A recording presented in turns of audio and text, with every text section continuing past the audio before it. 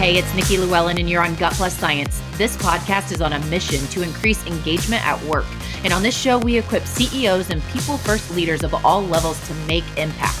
Let's get to it.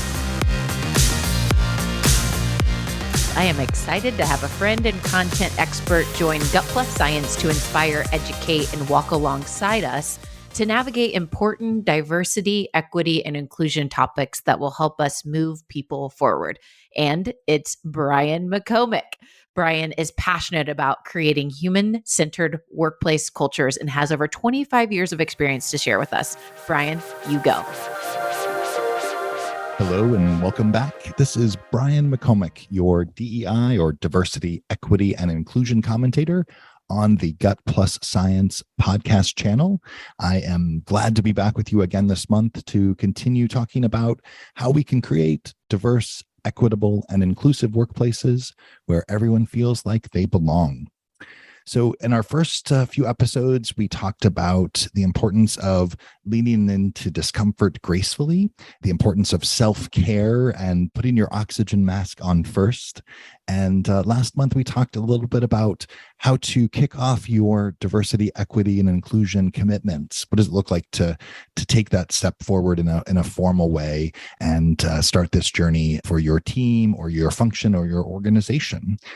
So today I wanted to talk a little bit about leading inclusively, or what it means to be an inclusive leader. It's a conversation that I see happening in many spaces that I'm in, with whether it's with clients or with the thought leaders that I follow and learn from, or even just in conversations that I see popping up on social media.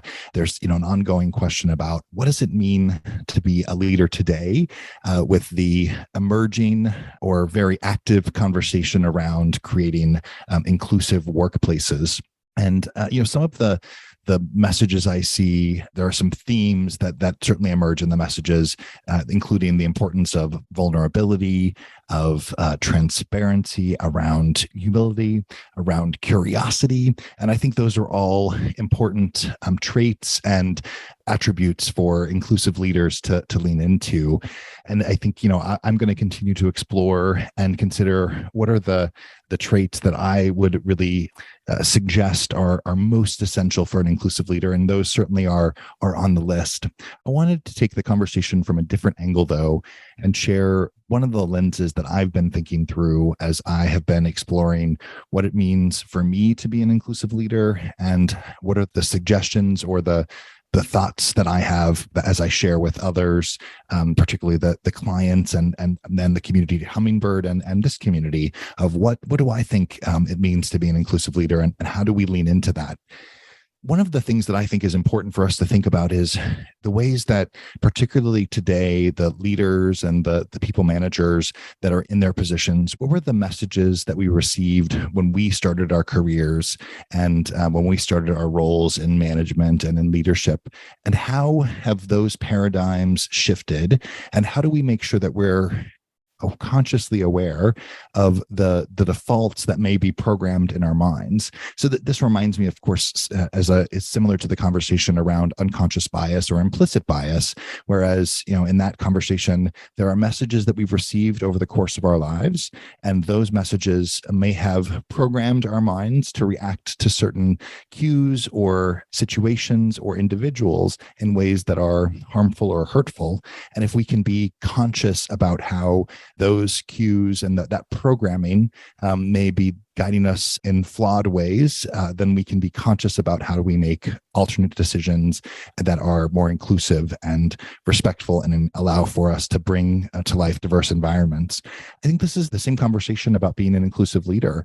Some of the messages I received, whether directly or what would I call them, covertly, maybe messages that weren't maybe said out loud, but were understood, the importance of putting emotion aside or putting humanity aside when you walk into the corporate office, and the importance of living and showing up in the ways that were expected in that corporate environment. Sometimes I feel like I was asked to assimilate.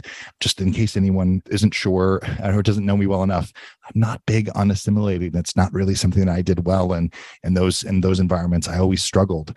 I also struggled with, how do I navigate being a professional in the ways that professionalism was defined in those corporate environments, and also be a gay man who sometimes has a big personality. What does that look like? How do I bring the best versions of me as a person to the work that I do? And so I think about the messages that I received as I entered corporate America, and certainly as I moved into management and leadership, and how certainly some of those messages are themes that I should carry through about how to engage and create environments that allow employees to do their best work. I think there are some of those messages and themes that are important to unlearn, and to be aware of, that they don't serve me well today, and certainly don't serve the goal of being an inclusive leader. So I wanted to offer a few of the techniques or the tactics that I try to employ that are helping me on my journey, and hopefully they might help you as well. So the first is invite feedback. I am fortunate to lead a really incredible and wonderful group of diverse professionals at Hummingbird Humanity, and I actively invite them to share feedback with me, to challenge me if needed, and to lean into those moments that will help me see things that I don't see and understand things that I just haven't experienced.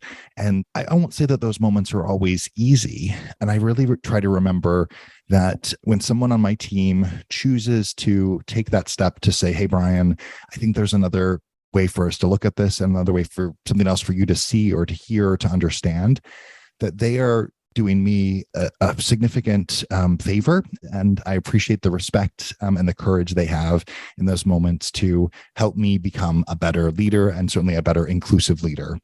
So inviting feedback is the first tactic that I try to employ and certainly lean into. Another is to own my mistakes. In those moments where someone shares with me, in those moments where someone says, hey, Brian, let's talk about this. I'd like to share with you how I feel about this, or I think there's something else to learn in this particular moment. Sometimes there are things that I've gotten wrong, and I need to own that and apologize for it. And that's okay. It's okay to get something wrong. What's really essential there is that I honor that moment where I get to learn something new. I get to apologize. I get to say, I will do better. And if there's something I need to make right, I can try to make it right as well. So owning my mistakes, I think, is key to this journey of being an inclusive leader. And it's also paired with something that I think about sometimes, which is being an inclusive leader means doing our best to understand and honor the lived experiences of all of the people that we get to work with. And the reality is, we're not going to always fully understand all of those lived experiences. That's not a realistic possibility. So that means that occasionally we're going to get it wrong.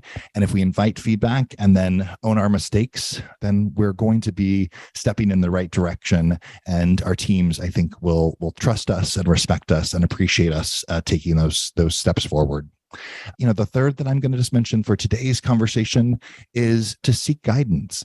It's okay to realize that I don't know what I don't know, and I may need help and support and guidance and other inputs before I make a decision. So that's something that I spend time doing as I reflect on the decisions I'm going to make, the path I'm taking, whether it's about a decision about Hummingbird, or about how we're guiding the client in a difficult situation, or it's about messages or content that I'm going to share through the various channels that I have. I do see guidance and input from people in my circle, people who have different lived experiences, people who have different professional experiences. And I allow that guidance to guide me. And I also really try to trust people when they tell me what their experiences are, and not try to put my lens on their experiences as the way that it should be seen.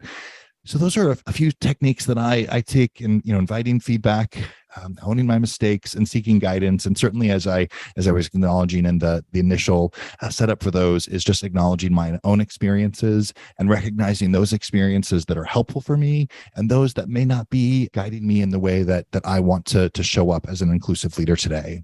So I hope that these thoughts are helpful for you. And if you're curious to learn more, I also shared my August blog first week of this month on being an inclusive leader, which also provides some other lenses on on this conversation. I encourage you to check out the hummingbirdhumanity.com website. Click on resources and check out our blog there, and see some of my thoughts on this topic in that message. And later this month, Nick Reich, who's the president and COO of Hummingbird Humanity, will also be sharing his thoughts on what it means for him to be an inclusive leader. So join us there to continue the conversation and to share your thoughts. We would love to hear from you.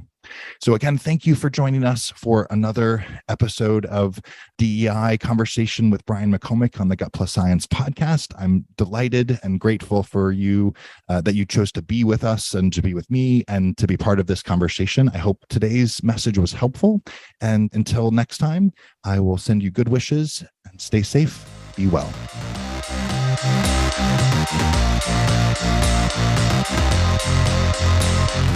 We just left the world a little bit better. Now go do something with it.